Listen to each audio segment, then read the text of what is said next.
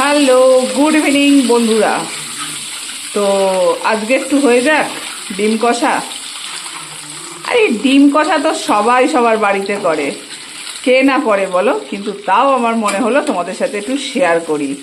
আর এটা হলো হাঁসের ডিম। হাঁসের ডিম হচ্ছে আমার ওয়ান অফ দ্য ফেভারিট। তো হাঁসের ডিমের কষাটা আমি কিভাবে তো করছি সেটা তোমাদের সাথে এখনই শেয়ার করে নেবো। ডিমগুলো সুন্দর করে সেদ্ধ করে ছাড়িয়ে নিয়েছি, সাথে আমি কিন্তু একটু আলুও সেদ্ধ করে নিয়েছি। ঠিক আছে, এইবার আমি ডিমগুলোকে ভাজছি। দিয়েছি হচ্ছে হলুদ, দেব কিন্তু একটু ভাজার সময় নুন, ঠিক আছে, যাতে ভেতরে ঢুকে যায়।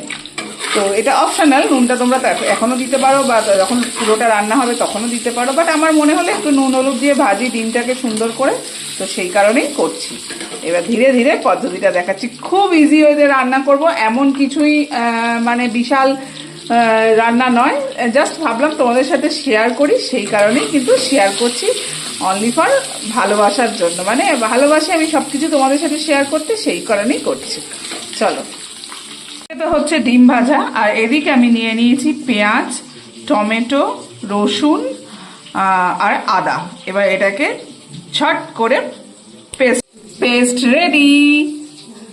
এরপর কি করি দেখে নাও, চলো। ডিমগুলো সুন্দর করে ভাজা হয়ে গেছে, তুলে রেখেছি। এরপর কড়াইয়ের মধ্যে দিয়ে দিচ্ছি একটু দারচিনি আর একটু এলাচ। এই যেহেতু 5টা ডিম, বেশি ডিম নয়, ওই জন্য ইয়েটাও অল্পই দিলাম, দারচিনি আর এলাচটাও অল্পই দিলাম। দেবার পর ওটাকে একটু ভালো করে নাড়াচাড়া করে নিতে হবে। ভালো করে নাড়াচাড়া করে এবার আমি এর মধ্যে দিয়ে দেবো সেই পেস্টটা, যেটা আমি বানিয়েছি। দিয়ে দিলাম পেস্টটা একটু নাড়াচাড়া করব, করে এবার এর মধ্যে একে একে আমি গুঁড়ো মশলাগুলো দিয়ে দেবো, যেগুলো রোজকার রান্নায় আমাদের দেওয়া হয়। যেমন ধরো হচ্ছে এই দিয়ে দিলাম একটু হলুদ গুঁড়ো, খুব বেশি হলুদ কিন্তু ডিমে দেওয়া যাবে না, কারণ ডিম কিন্তু হলুদ একদম টানে না, বেশি হলুদ দিলে কিন্তু হলুদ গন্ধ হয়ে যেতে পারে। ঠিক আছে, দিয়ে দিলাম হলুদ গুঁড়ো।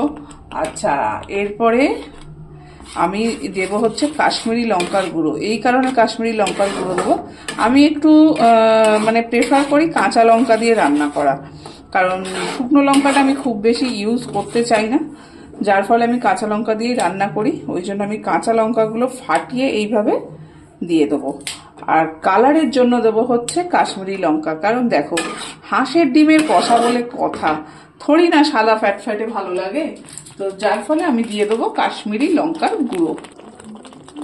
দেখো দিয়ে দিলাম কালারের জন্য কাশ্মীরি লঙ্কার গুঁড়ো। এই দেখো কালারটা কিন্তু খুব বাজে হয়নি, বা রান্নাটা হয়ে যাওয়ার পর খুব বাজে কিন্তু কালারটা হবে না, কালারটা কিন্তু সুন্দরই আসবে। তো এইবার এই মশলাটাকে আমি খুব ভালো করে কষাবো, আঁচটা কমিয়ে। যত মশলা কষাবে তত কিন্তু রান্নায় টেস্ট। ঠিক আছে, নুনটাও আমি এখনই দিয়ে দিচ্ছি।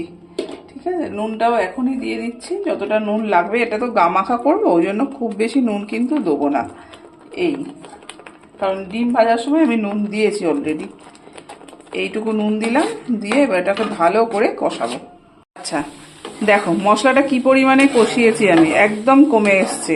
হ্যাঁ, মাঝখানে কিন্তু আমি আলু যে সেদ্ধ করে রেখেছিলাম সেটাও দিয়ে দিয়েছি, এই কারণে দিয়েছি যাতে আলুটা খুব ভালো মতো এদের সাথে কষা হয়ে মশলাগুলো একদম আলুর সাথে গায়ে লেগে লেগে থাকে, মাখামাখি হয়ে যায়। তো এই হলো, মশলাটা প্রায় কষানো হয়ে গেছে। এবার আমি এর মধ্যে দেব হচ্ছে ডিমগুলো, নুন ঠুন সবই তো দেওয়া আছে তোমরা জানোই।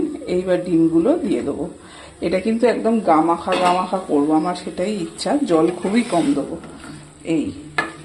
এইবার ডিমগুলো দিয়ে ভালো করে এটাকে নেড়ে নেবো, ভালো করে নাড়বো, নেড়ে কিছুক্ষণ আবারও লো আঁচে রেখে দেবো। আমি কিন্তু সব গ্যাসের ফ্লেমটা একদম লো করে মশলাটাকে কষালাম, একদম লো করে। এইবার একটুখানি ডিমগুলো এর সাথে কষা হোক, তারপর জল দেবো। কি দেখে লোভ লাগছে? হ্যাঁ দেখো খুব ভালো করে কষা হয়ে গেছে, এইবার দেবো অল্প একটু জল। দাঁড়াও,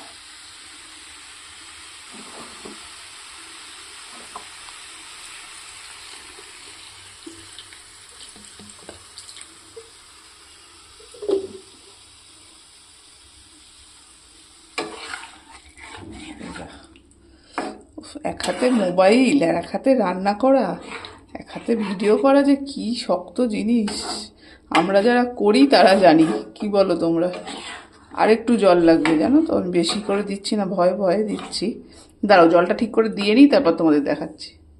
এই জলটা দিয়েছি, ফোটাবো একটু ভালো করে, আর একটু কমাবো ঝোলটা।